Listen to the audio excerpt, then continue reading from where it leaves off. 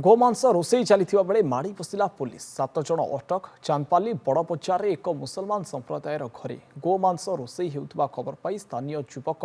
Police को खबर देते चांदपाली पुलिस खबर पाई घटनास्थल में पहुंची सेठारु 7 जन को गिरफ कर थाना रखी पचराउचरा करने रोषे होता गोमांस को जबत कर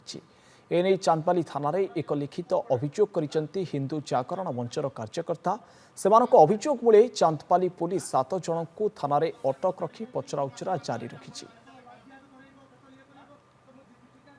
आज चांदबाली बड़ बजार स्थित किसी वेस्ट बेंगल मुर्शिदाबाद बांगाली एमाने घर भड़ा नहीं रोते विगत 2 वर्ष धरिकी आज हठात से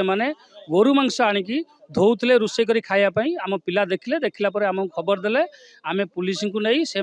गोरु मांस सह से थाना को अणा जाइए। मु एसपी महोदय को अनुरोध कर कड़ा कार्यानुष्ठान ग्रहण कर जाऊ ता संगे संगे सरकार पाखर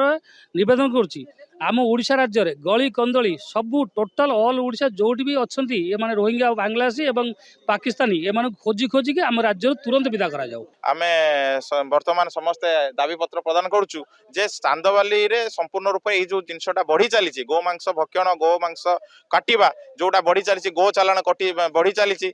संपूर्ण रूपे बंद करा जाऊ एवं आगामी दिन में आमे मध्य एठू डायरेक्ट आमे प्रशासन को जणाई देबाक चाहूचु जदि आगामी दिन में एटा बंद न होई कि अधिक हुए किंबा परवर्ती अवस्था पुणी रिपीट करा जाए तो यार पुनरावृत्ति हुए ताहले आगामी दिन में हिंदू जागरण मंच बजरंग दल यहाँ केबे भी सहिब नाही यह विरोध में स्वर उत्तोलन करिवो दरकार पड़े राजरास्ता को ओह्लाइबो।